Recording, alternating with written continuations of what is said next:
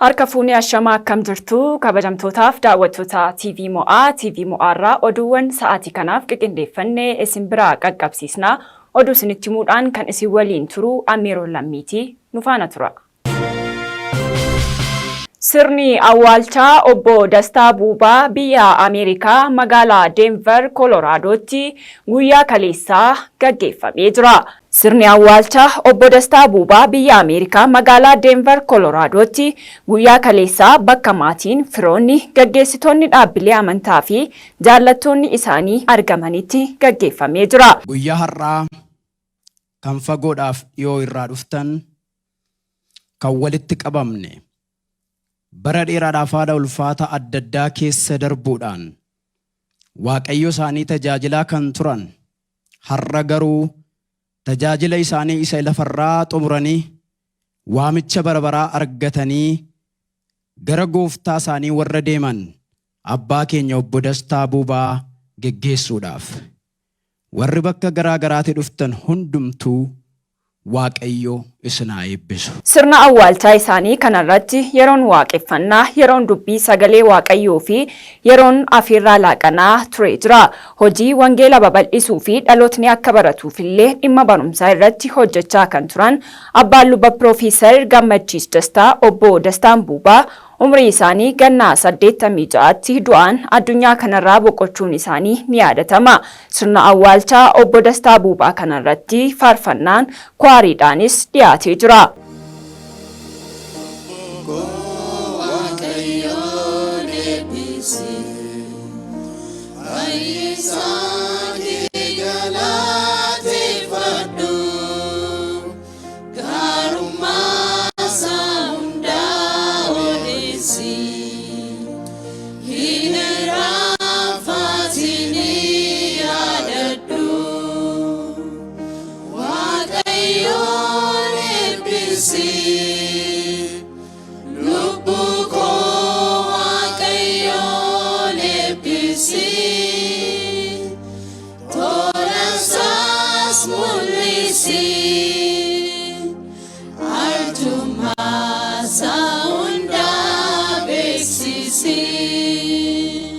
Kana malee sagantaa gaggeessaa kana irratti ilma obbo Dastaa Buubaa angafaa kan ta'anii fi tajaajila hafuuraa fi hawaasummaatiin keessumaa biyya Itoophiyaa keessatti hojjechuudhaan kan beekaman karaa luba Piroofeesar Gammachiis Dastaatiin dubbiin sagalee Waaqayyoo qoodamee jira.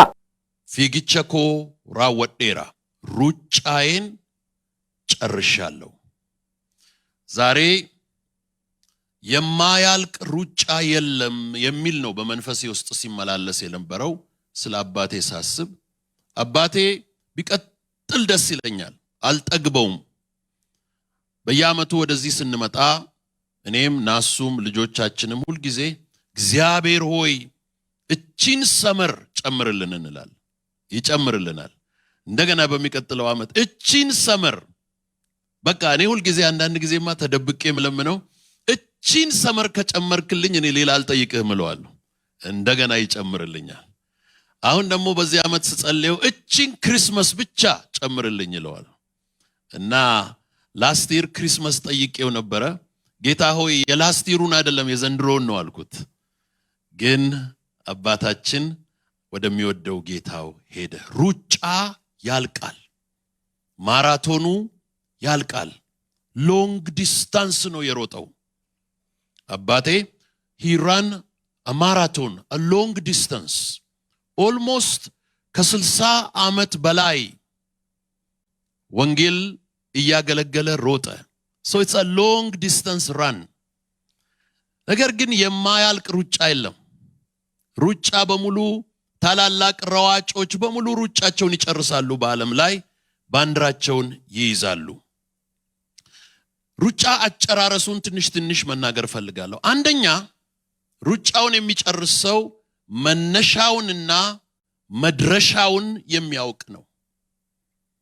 አባቴ ሁሉ ጊዜ መነሻውን በጣም ይናገራል።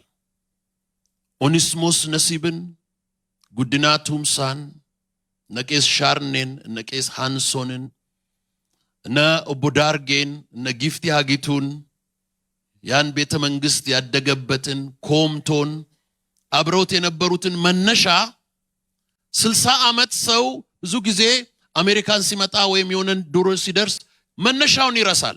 ግን these people are part of his daily conversation. He never departed from the root. መነሻውን አልተወም።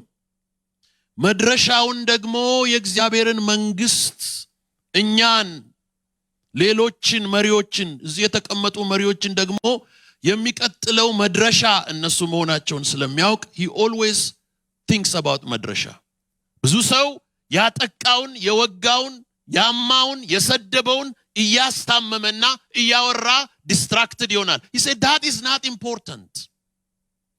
Important is passing ማለፍና ጌታን መከተል ነው። That is more important.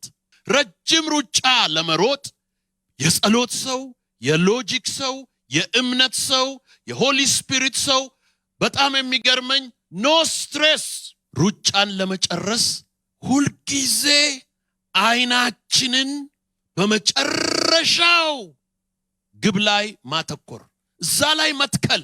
sirna awwaalcha abbaa ofii irratti dubbii sagalee waaqayyoo ofii barsiisuun baratamaa waan hin taaneefis sagantaa kana irratti haala kanaan lummii Piroofeesar Gammachiis Dastaan dubbii sagalee waaqayyoo guyyaa gaggeessaa reeffa abbaa isaanii irratti waan tajaajilaniif namoota baay'ee birattis raajeffannaa fi dinqisiifannaa guddaa uumee jira.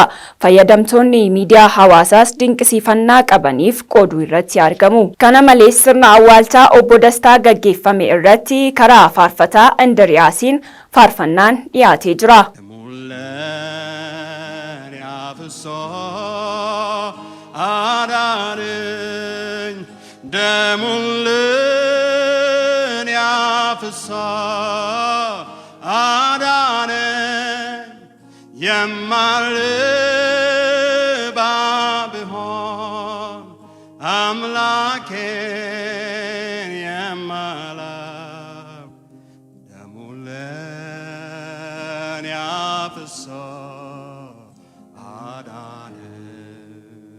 Obbo Dastaan Buubaa waggoota 60 oliif hojii wangeela babal'isuu irratti aarsaa fi gatii guddaa baasaa haala eegamuun olitti yeroo mijataa hin taanetti hojii wangeela babal'isuu irratti bobba'anii hojjechaa turanii jiru. Obbo Dastaan barnoota idilee dhimma misoomaa wangeela babal'isuu keessatti nama shoora guddaa bahatanii fi keessumaa immoo gaggeessummaa isaaniitiin nama milkaa'anii fi nama jaallatamoodha. Sinodoosii giddugaleessaa keessatti illee seenaa dubbatamu hedduu nama hojjetanii darbanidha. Sirna awwaalchaa guyyaa kaleessaa magaalaa Ameerikaa keessatti argamtu Denver, Colorado irratti awwaalcha isaaniif qophaa'e irratti seenaan isaanii dubbifamee jira. Kana malees sirna awwaalchaa isaanii kana irratti ergaa waldaa warra wangeelaa Makaana Yesuus Itoophiyaa irraa ergame karaa luba Dooktar Waasiዩም dubbifamee jira. በኢትዮጵያ ወንጌላዊት ቤተክርስቲያን መካነ ኢየሱስ ሕይወትና አገልግሎት ሰፊ ታሪክ ካላቸው አገልጋዮች መካከል አንዱ የሆኑት እጅግ የተወደዱ አባት አቶ ደስታ ቡባ ባደረባቸው ህመም ሲረዱ ቆይተው ከጥቂት ቀናት በፊት ወደ ጌታ የመሰብሰባቸው ዜና በታላቅ ሐዘን ሰምተናል። አቶ ደስታ ቡባ በዚች ቤተክርስቲያን በተለያዩ የአመራር ኃላፊነቶች ከማገልገላቸውም በላይ ለወንጌል ሲሉ ብዙ ዋጋ የከፈሉ በብዙ መሰጠት በደስታና በፍቅር ምሳሌነት ያለውን ህይወት የኖሩ ለብዙ ሰዎች በብዙ ሰዎች ዘንድ በመልካም ምግባራቸው የሚጠቀሱና የሚመሰገኑ አባት ነበሩ። Kana malees sirna kana irratti leegaasii guddinaa fi tsahaayii fi faawundeeshinii guddinaa tumsaarraa ergaan ergames sagantaa kana irratti dubbifamee jira. Boqochuu michuu maatii keenyaa obbo Dastaa Buubaa ilaalchisuun dhaamsa leegaasii guddinaa fi tsahaayii fi faawundeeshinii guddinaa tumsaa irraa dhaamame. Warri gooftaa qabaatanii otoo jiranii du'an amma jalqabanii warra gammadan eeyyee dadhabbii isaaniitti aara haa galfatanii. Ija hojii isaanii immoo isaan duukaa in bu'a. Mul'ata 14:13. Onkoloolessaa 11 bara 2025 boqochuu obbo Dastaa Buuphaa yeroo dhageenyu gaddi guddaan nutti dhaga'amee gara Gooftaa tajaajilaa turanitti iddoo boqonnaa isa bara baraatti waan darbaniif Waaqayyoon in galateeffanna. Kana malees hojii gaggeessummaa guddaa keessatti kan hojjetanii fi hoggansa isaaniitiin hundeen isaa gadi fagaatee dhaabbatee hanga har'aatti hojii irratti kan argamu Sinodoosiin Giddugalaa magaalaa Naqamtees sirna gaggeessaa awwaalcha obbo Dastaa Buuphaa kana irratti ergaa dabarsanii jiru. Dear family and relatives of late Reverend Mr. Dastaa Buuphaa, grace and peace to you. In the name of our Lord Jesus Christ, the Central Synod leadership, ministers, and all believers are deeply mourning the passing of our beloved former President Obbo Dastaa Buuphaa.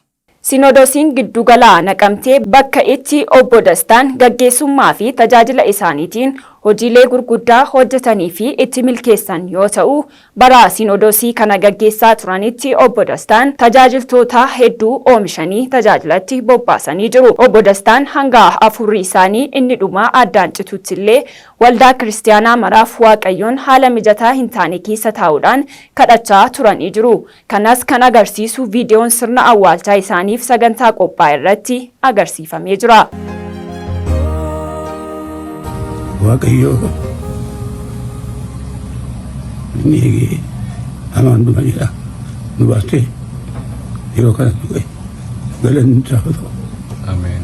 Ameen.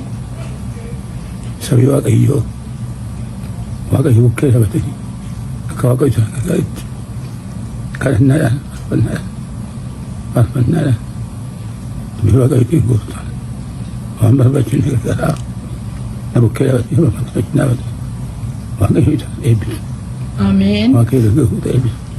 Waaqayyo gargaaruuta jaartuu eebbisu. Waaqayyo waldaa eebbisu. Ameen. Waaqayyo kan kote biyya waldaa ayyaana sana ilaalu. Ameen. Baratti Waaqayyo waldaa sana ilaallatudha. Baratti Waaqayyo waldaa sana hojjetudha. Ameen. Waaqayyo waldaa Ameen. jechuudha dhufu dhaloota haaraa dhaluuf biyya Waaqayyo Waaqayyo tuuti harkatti adaaraan Ameen. Waaqayyo tuuti. Ameen. Ameen. Waaqayyo si haa eebbisu. Sagantaa kana irratti kan argaman Dr. Tolosaa Guddinaa haasaa taasisaniin hariiroo obbo Dastaa waliin qabanii fi seenaa isaan dabarsan gabaabinaan qooduudhaan haala mijataaf mijataa hin taane keessatti yeroo obbo Dastaan hidhaa fi dararrii garaagaraa keessummeessaa turanitti ijoollee guddisuu fi obbo Dastaa jabeessuudhaan kan bira dhaabbachaa turan haadha warraa obbo Dastaa Buuphaaf dinqisiifannaa qaban dhiyeessanii jiru. Kana malees waltajjii kanarratti kabaja qaban itti agarsiisuudhaan hojii isaan obbo Dastaa gargaaruudhaan hojjechaa turaniif galateeffataniis jiru. ቅድም ህይወት ታሪኩ የወንድማችን ሲነበብ ድሮ ከማውቀው በላይ አወቅኩት። እኔ መጀመሪያ ወንድም ደስታን ያገኘሁት የኔ እድሜያችን ብዙም ስለማይራራቅ አንተ ነው የምለው እና ደብረ ዘይት ነው ኢቫንጀሊካል ኮሌጅ እኔ ተማሪ ነበርኩ። አንድ የትምህርት ቤቱ የአማርኛ አስተማሪ ነበሩ፣ ቄስ ታዬ ወልደ ስላሴ የሚባሉ እና ቄስ ታዬ ወልደ ስላሴ እህት ነበራቸው እና ወንድም ደስታ ከዛች እህት ጋር እንትን ጀምሮ ነበር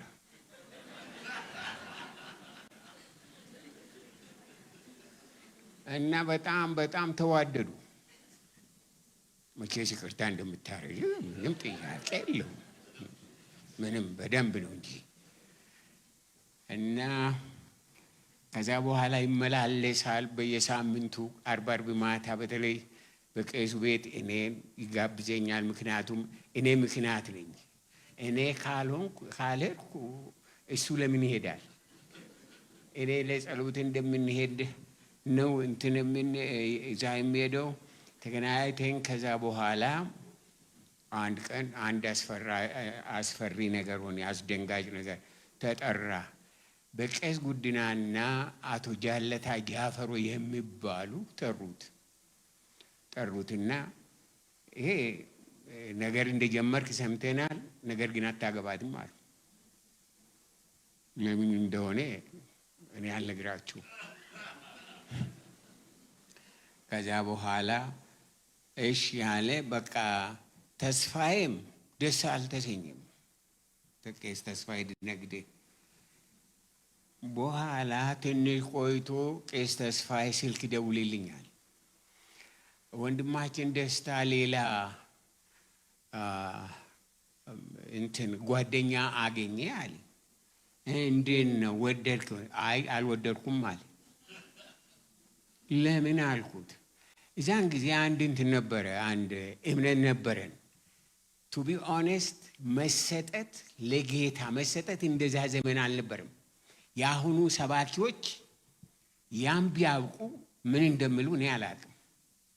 ምክንያቱም ትዳሪም ሁሉም ነገር እግዚአብሔርን መንግስት በሚያገለግል መልኩ እንጂ ዝም ብሎ እንትን አልነበረም። እና ስለዚህ ምንድን ነው የሚታመነው?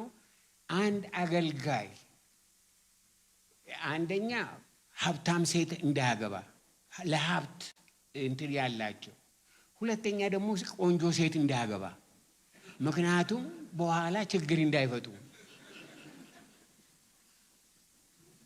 እነ ፓስተር እንደሻው ይሄንን ሳይሰሙ ነው ያገቡ።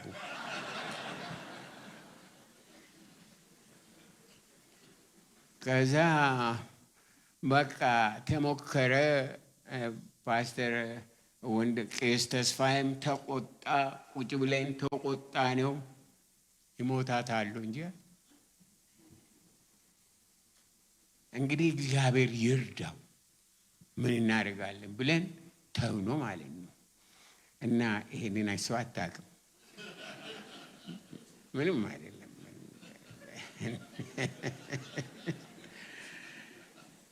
ምንድነው ችግሩ የነበረው? የቄስ ተስፋዬ ኮንሰርን የነበረው እኔ ከሀብታም ቤተሰብ ስላልነበርኩ ምንም ሀብታም ምናምን አይገባኝም። ብዙም ድሃ ያገኘውን በልቶ ነው የሚኖረው ምንም። ነገር ግን ቄስ ተስፋዬ ከሀብታም ቤተሰብ ስለሆነ ወንጌላዊ ትንሽ ገንዘብ ስለሚያገኝ ከሀብታም ቤተሰብ የመጡትን ማስተዳደር ስለማይችል ትተው ስለምትሄድ ችግር ይፈጠራል በሚል ፍርሃት ነበረ። አንያው ያ ሁሉ እንትን አለፈ። ወንድማችን አገባ። ከዛ በኋላ ሌላው ታሪክ ነው። ምኑ ነግራችኋለሁ። እግዚአብሔር አምላክ ባረካቸው። ከሁሉ በላይ I really appreciate እሱ ሲታሰር፣ እሱ ሲሰደድ፣ እሱ ሲታመም ግማሹን እድሜውን ዘመኑን በአልጋ ላይ ነው ያሳለፈው። እኔ እስከማውቀው ድረስ በጎኑ ቆመሽ አንድ ቀን ወደ ኋላ ሳቲ እንደ ክርስቶስ አገልጋይ ስላሻገርሽ ክርስቶስ ኢየሱስ እግዚአብሔር ይባርክ። በእውነት እንደ ቆም ብላችሁ ብታመሰግኑልኝ በጣም ደስ ይለኛል።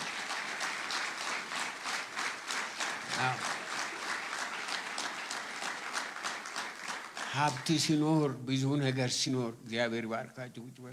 ብዙ ነገር ሲኖር ትዳር መያዝ ቀላል ነው። ነገር ግን ሁልጊዜ በሽታ፣ ሁልጊዜ ችግር፣ ሁልጊዜ እስር ቤት፣ ሁልጊዜ መከራ ያ ሲሆን ያን የሚዘልቁ በእውነት እግዚአብሔር የባረካቸው ለእግዚአብሔር የተሰጡ ናቸው። እግዚአብሔር ባርክሽ፣ እግዚአብሔር ባርክሽ።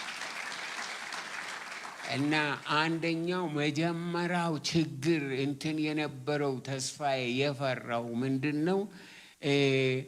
ኢታችን ውባዮ በጣም ቆንጆ ናት እና ስለዚህ ይሄ ነገር በኋላ ልዩ ላይ በሰውየው ላይ ችግር እንዳመጣ የሚል ነው። በጣም ቆንጆ ናት የመሳሰሉ ልጆች ደግሞ ወልዳለች። ብዙም እንደነ እሷ ባይሆኑ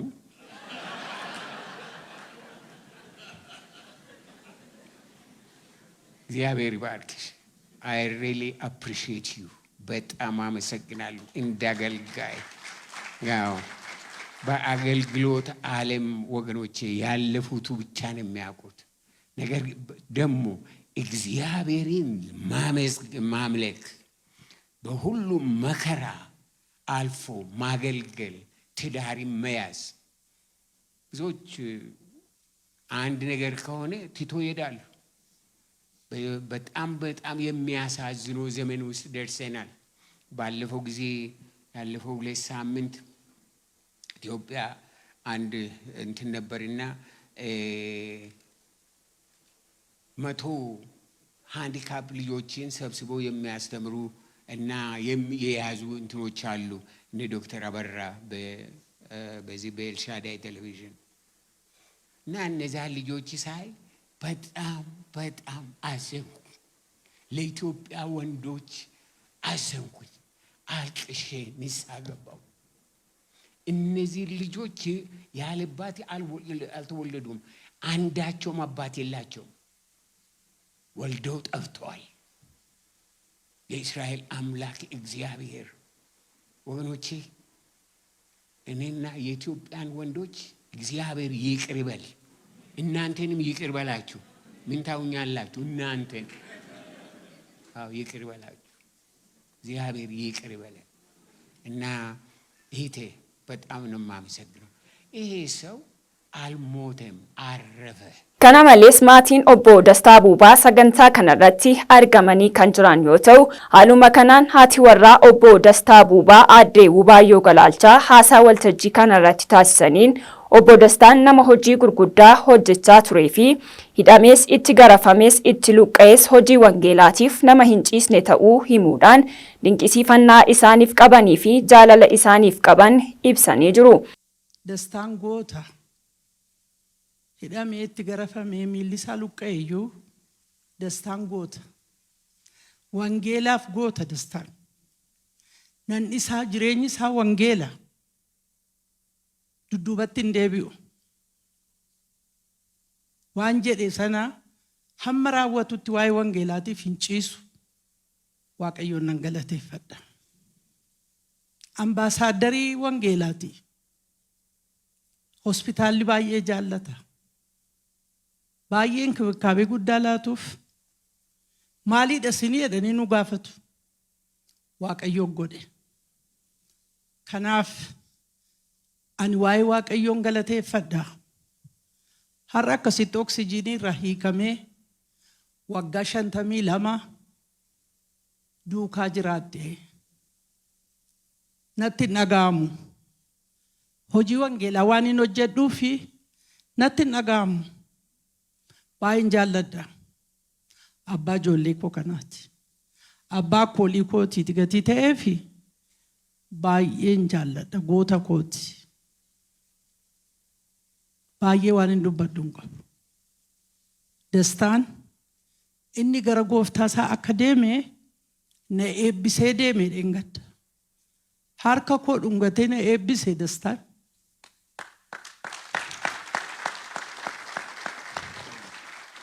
Waan sitti balleesse yoo jiraate immoo dhiifama naa godhi jedhe. Natti hin balleessine na guddise malee. Sargii keenya booda akka inni itti na guddise yoon isinitti hime nyaatatu dhiyaate. Keessummoota Qeesii Yohaannis fa'aa nama baay'ee dhufee nyaati qophaa'ee ani misirroodhaa reefuu mana tamaariitii dhufee astaraadarii akkuma isaan jedhanii iddoo gaarii tokkotti hin guddadde achitti bareera. Garuu jecha mana tamaariin fudhadhee dhaqee nyaata kana namoonni nyaataa jiru nama guguddaadha. Maaloo nyaaddaa hic maaloo nyaaddaan jedhe. Waan dubbannu yaannee dubbachuu hin yaanne yeroo san. Erga namoonni sokkanii booda kottu naan jedhe na rifaasise. Hic jechuun hin nyaatinaa jechuudha. Lammaffaan jedhinaan jedhe. Morodamuun koo achirraa jammaree jechuudha. Waaqayyoo fagalatu. Xorotaa gisee bahuu gammachiisitti wangeela kenne. Ati immoo duukaa bu'i darbi jedheen. Kanaaf ibsaan mana keenyaa hin dhaamne hin darbe malee.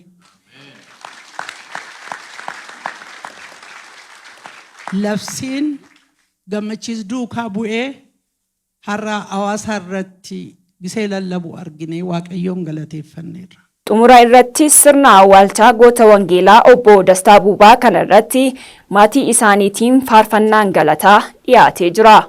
Galata qabna waaqayyoof galata qabna. Galata qabna waaqayyoof galata qabna. Ilillee qabna waaqayyoof ilillee qabna. Ilillee qabna. Qabanneerra si waaqessuuf dhufnee jirra.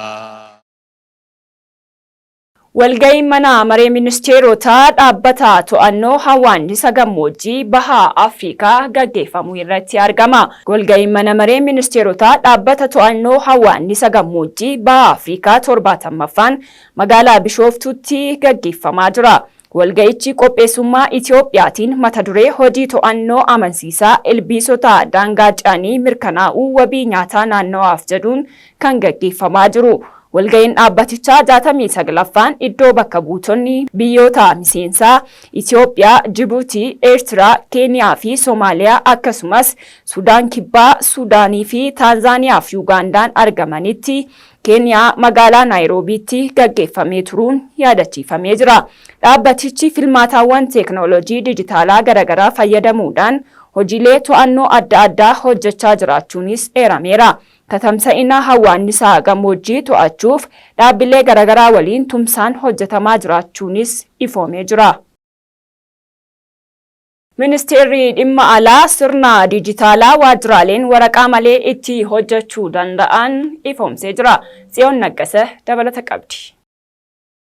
Ministeerri dhimma alaa Itiyoophiyaa Inistituutii hubannoo namtolchee Itiyoophiyaa waliin ta'uun sirna dijitaalaa waajjiraalee waraqaa malee sanadoota ittiin qabatan hooggananii fi waljijjiiran ifoomsuun ministeerri dhimma alaa Itiyoophiyaa beeksise. Sirni bulchiinsaa fi kuusaa dijitaalaa sanadaa kun ministeerichatti qabannaa galmeerraa haga jijjiirraa odeeffannoo miliyoonotaa lakkaa'amanii waraqaan ture gara sirna waraqaa maleessaa dijitaalaatti jijjiiruun tajaajilli saffisaa akka laatamu taasisa jechuun ministeera dhimma alaa Geediyoon Ximotewos himan. Sirni kun qaama riifoormii jalqabaa dhaabbatichaa ta'uun ibsuun Inistituutiin hubannoo namtolchee Itiyoophiyaa waliin ta'uun sirna dijitaalaa kana uumuu himan. Sanadoota teeknooloojii dijitaalaa kuusanii kaa'uun ragaalee kana saffisaan murtoo kennuuf qo'annoo fi qorannoo galtee godhachuun ni gargaaru jedhan. Ministeerri dhimma alaatti daarakteerri olaanaa qabeenyaa ragaalee fi quunnamtii obbo Daani'el Tsaggaayee akkasumas eejensii mana kitaabaa fi kuusaa biyyaalessaa Itiyoophiyaa waliin ta'uun hojii sanadoota gara sirna dijitaalaatti galan adda baasuu fi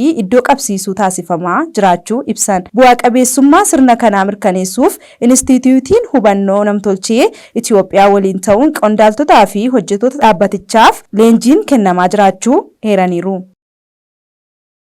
Itiyoophiyaan sirna maallaqaa addunyaa misooma hawaaraa biyyoota guddachaa jiranii kan bu'uureffatee fi haqa qabeessa akka ta'uuf waamicha dhiyeessitee jirti. Ministeera maallaqaa obbo Ahmed Shideen walga'ii baankii addunyaa fi dhaabbata maallaqaa idil addunyaa gaggeeffamaa jiruun cinatti walga'ii 114ffaa biyyoota garee 24 irratti hirmaatanii jiru. Waltajjicha irratti maaneejingii daayireektaraa dhaabbata maallaqaa idil addunyaa Kiristaalina Joorjiyeevaa fi Maanejingii Daayiriktaraa Baankii Addunyaa Aanaa Beerdeen dabalatee ministeeronni maallaqaa biyyoota miseensaa argamanii jiru. Obbo Ahmed Shideen haasawaa taasisan irratti sirni maallaqaa addunyaa biyyoota guddina irra jiraniif waliin gahiinsa maallaqaa haqa qabeessa mirkaneessuu akka qabu hubachiisanii waamichi adeemsi idaa siqsuu hojiirra akka ooluufis biyyoonni miseensa garee 24 bu'uura hammattoo waloo biyyoota garee 20 dhiyeessan yeroo isaa kan eeggate ta'uu kaasuudhaan hojii gamaa kanaan hojjetames dinqisiifatanii jiru. Maanejingii Daayiriktaroonni Baankii Addunyaa fi dhaabbata maallaqaa idil addunyaa wayita kana dhaabbilee isaanii hojiilee biyyoota miseensa garee 24 waliin hojjetan cimsanii kan itti fufan ta'uu mirkaneessanii jiru. Fooyya'insa dinagdee biyyoota miseensa garichaatiin hojjetamaa jiran dinqisiifachuudhaan misoomni hammataa fi waraan akkasumas fooyya'insoonni sirna maallaqaa tasgabbaa mirkaneessuuf eegalaman cimanii itti fufuu akka qabanis hubachiisanii jiru. Wiirtuu tajaajilaa bulchiinsa magaalaa Shaggaritti guyyoota 90 keessatti lammiileen 9,442 tajaajila siyaasaa argatanii jiru jedhame. Gammachuu Tasammaa dabalata kana akka ittaanutti simbiraan ga'a. Mootummaan kenna tajaajila manneen hojii mootummaa sadarkaan jiran fooyyessuuf itti fufiinsa maamilaa dabaluuf xiyyeeffannoo addaatiin hojjechaa jira. Kenna tajaajila siyaasaa qulqulluu fi qaqqabamaa taasisuun uummataaf mootummaa gidduutti walamantaa cimaa uumuu keessatti shoora olaanaa qaba. Tajaajiloota dhaabbilee mootummaa keessatti kennaman siyaasaa fi qaqqabamaa taasisuun qajeeltowwan bulchiinsa gaarii mirkaneessuun caasaa sirnawaa fi diriiraa duudhaalee aantummaan uummataan masakamee dagaagsa. Kana milkeessuuf ammoo sadarkaa istaandardii kennaa tajaajilaa yeroodhaa gara yerootti fooyyessuu fi tajaajiloota kennamanis itti quufinsa uummataan madaalaa adeemuun barbaachisaadha. Mootummaan naannoo Oromiyaas tajaajila manneen hojii mootummaa saffisaa dhaqqabamaa fi haqa qabeessa taasisuu fi wiirtuu tajaajilaa hundeessuun tajaajila hunda galeessaa fi si'ataa ta'ee akka kennamu taasisaa jira. Kunis tajaajiloota bittinnaa'anii kennaman wiirtuu tokkotti qindeessuu fi teknooloojiin dabaluudhaan kenna tajaajila ammayyeessuun cinatti maamiltoonni tajaajila qindaa'aa bakka tokkotti akka argatan taasiseera.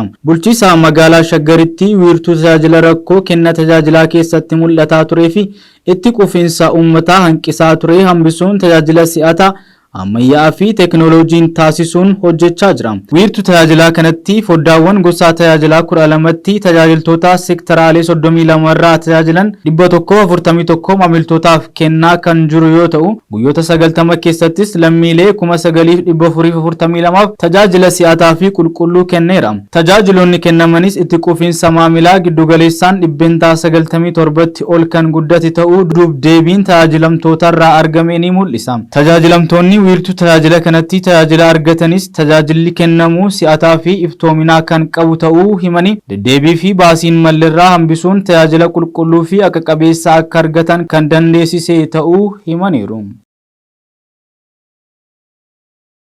Sararri daandii xiyyaaraa Itoophiyaa balalli isaa gara Poort Sudaan deebisee akka jalqabu beeksisee jira. Sararri daandii xiyyaaraa Itoophiyaa imala isaa duraan addaan kutee ture guyyaa kaleessaa onkoloolessa 15 bara 2025 akka lakkoofsa Awurooppaatti eegalee gara Poort Sudaanitti balalli akka itti fufu beeksise. Daandiin xiyyaaraa kun onkoloolessa 5 irraa eegalee gara Poort Sudaanitti balalli guyyaa akka taasisus ibsee jira. Akkasumas sadaasa tokko bara 2025 irraa eegalee balalli tokko ture guyyaatti yeroo lamatti akka guddisus ibse. Waraana raayyaa ittisa Sudaanii fi poolisii humna addaa RSF kan Mohammed Hamdan Dagaloon hoogganamu gidduutti ka'e sababeeffachuudhaan baatii eeblaa bara 2015 irraa eegalee mootummaan Sudaan magaalaa guddoo Kaartuum irraa erga baqateen booda yeroo teessoo isaa gara Poort Sudaan kan kutaa bahaa biyyattii keessatti argamtu jijjiirrachuun biyyattii bulchaa ture. Kana hordofuudhaan daandiin qilleensaa kun balallii walduraa duubaan gara Poort Sudaan taasisaa kan ture yoo ta'u, ji'ootaan dura waldhabdee biyyattii keessatti bifa haaraan eegale hordofee balalli isaa gara Poort Sudaan dhaabuuf dirqamee jira. Kanaan osoo jiruu guyyaa kaleessaa irraa eegalee imala duraan addaan kutee ture deebisee akka itti fufu daandichi fuula miidiyaa hawaasummaa isaa irratti kan beeksisee jiru. Biyya Chaayinaa keessatti hordoftoonni amantaa kiristaanaa 30 kan ta'an hidhamuun isaanii yaaddoo guddaa uumee jira. Gammachiis Ayyalaa dabalata oduu kana akka itti aanutti simbiraan ga'a.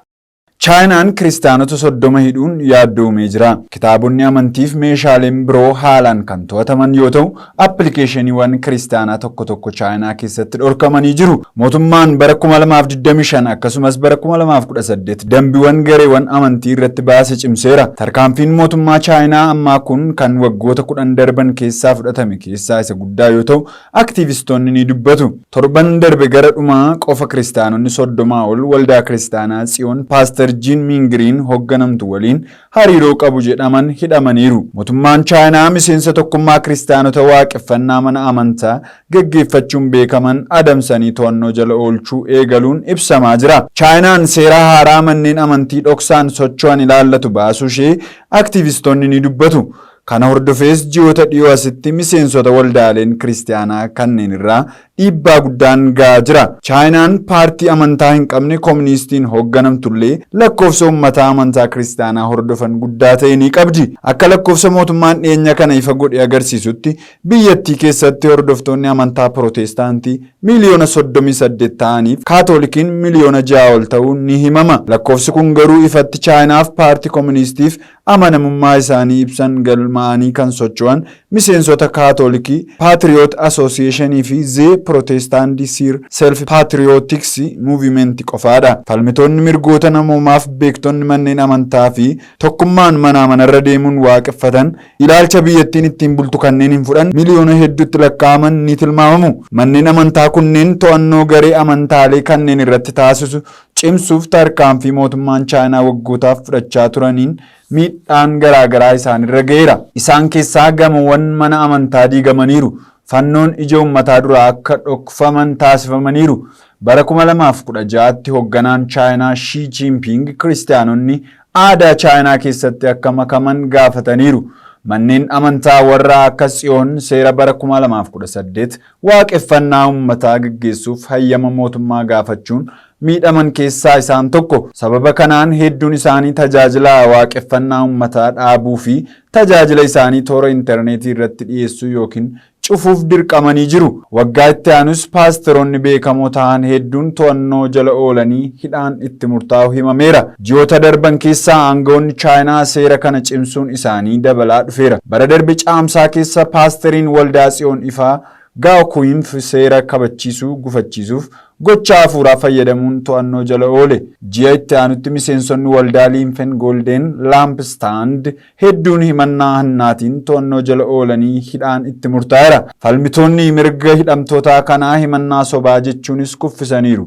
Ji'a fulbaanaa keessas aangawoonni seeraa naamusa gareewwan amantii fi toora intarneetii irratti akka ba'an beeksisaniiru. Dambichi tajaajilli waaqeffannaa onlaayinii gareewwan galmaanii fi hayyama qaban qofaan gaggeeffamu akka qabu tumamee jira. Namoonni hedduun kun sochii gareewwan amantaa taasisan ukkaamsuuf yaaliin godhame ta'uu amanu.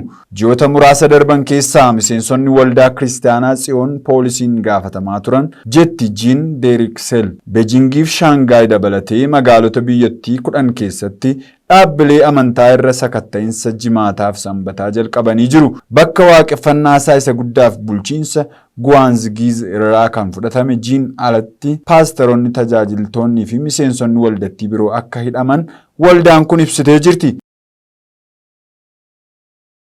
Ameerikaan namoota du'aa Chaarlii Kiriik ilaalchisuudhaan miidiyaa hawaasummaa irratti yaada isaanii barreessan adamsitee adabaa jirti jedhame. Efreem Malkaamuu dabalata qaba.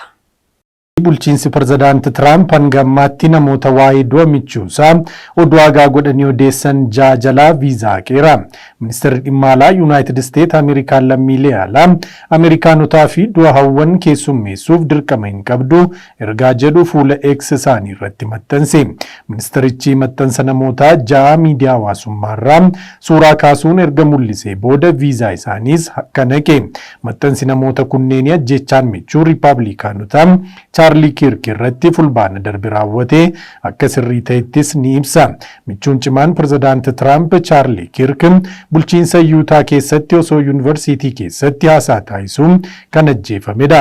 Ga'eessi umurii waggaa 31 ajjeefame kun Ameerikaanota duudhaa ganamaatti cichan biratti akka gootaatti yaadatama. Keessumattuu mirga yaada ofii bilisaan ibsachuu fi dargaggoota Riipaablikaanota ta'an hedduu kakaasuun warra paartii Riipaablikaanotaa biratti maqaa gaarii qaba. Bulchiinsi Tiraamp erga namni isaan akkaan abdatan kun ajjeefamees kabaja isaaf qaban hin hir'isne. Ministeerri dhimma alaa namoota ajjeefamuu Kirk akka tarkaanfiin eebbifamaatti ibsan adamsee viizaa irraa quuf duula cimaas eegaleera. Hanga ammaa namootni 6 viizaan isaanii haqame lammiilee Arjentiinaa, Afrikaa Kibbaa, Meeksikoo, Biraazil, Jarmanii fi Paaraagwaay ta'uu ministerichi kan hime. Viizaan namoota kunneenii yoom akka haqamee fi viizaan isaanii gosa kam akka ture ifa miti. Ministeerri dhimma alaa Yuunaayitid Isteet namoota viizaa jala haqe maqaa isaanii hin ibsine. Lammiileen Afrikaa Kibbaa Nihaaluu Muloo Baalooy jedhamu garuu ammoo viizaa isaa haqamuu Rooyitarsii fi Waashingtan Poost dabalateen miidiyaalee hedduutti himeera. Barreeffamni inni maxxanse kanneen ministeerri dhimma alaa Yuunaayitid Isteet walitti qabe keessa jira. Maxxansi isaa Kirk akka gootaatti yaadatamuu hin qabu jedham hordoftoota nama kanaatiin namoota gadi bu'oo jedheeni. Sababa kanatti viizaan biizinasii inni qabatee ture torbee darbe jala haqamuu ibsee lammii Afrikaa Kibbaa kun namoota waa'ee jecha Chaarlii Kirk irratti yaada kennan jala viizaan haqamuun kan ibsame guyyaa pirezidaanti Tiraamp badhaasa pirezidaanshiyal Meedaal of Firiidam jedhamu Kirkiif kennan ture. Tiraamp michuu isaanii du'aan of biraa dhaban Chaarlii Kirk akka goota wareegameetti ibsu. Ajjechaasaaf qaamolee finxaaleeyyii yookaan dhaadessitoota jedhanitti quba qabu. Kirk fulbaana 10 yuunivarsiitii Yuutaa keessatti osoo namoota kumaatamaan lakkaa'aman fuulduratti ba'uun haasaa taasisuu rasaasaan ajjeefame. Sagantaa The American Comeback jedhamu kan inni irratti dubbataa ture kan qindeesse dhaabbatuma isaa Turning Point United States of America jedhamu ture. Guyyaa lama booda dargaggeessi umurii waggaa 22 Taayilar Roobsen jedhamu ajjechaa Chaarlii Kirkiin shakkamee to'atame. Bulchiinsa Tiraamp viizaa haquun adabbii eegaluun isaa Riipaablikaanonni ajjechaa Kirk booda kanneen isa qeeqan irratti duula cimaa eegaluu mul'isa. Pirezidaantii itti aanaa J.D. Vaansiin jaarmiyaaleen hojjettoota isaanii waa'ee Kirk du'a Kirkitti gammadan akka gabaasan akeekkachiisaniiru. Namni sagantaa televizyiinii dhiyeessaa ture Jimmy Kimmel waa'ee ajjechaa Kirk irratti akkuma yaada kenneen qilleensarra kaafame garuu boodarra bakkatti deebi'e. Bulchiinsi Tiraamp duraanuu maqaa godaantota ofirraa dhaabuu jedhuun viizaa barattootaa hedduus haqee jira. Bara kana keessa viizaan barattoota 6,000 caalaniis haqameera. Egaan daawwattoota keenya oduun nuti sa'aatii kanaaf qindeeffachuudhaan isin biraan gahaatii turre kan isin haga ammaatti daawwatan fakkaata ture. Oduu isinitti himuudhaan Ammeeroo Lammiisii waliin tureera. Qophiileen TV mo'aa kanneen afaan biroon itti fufuu isaa waliin turtii gaarii.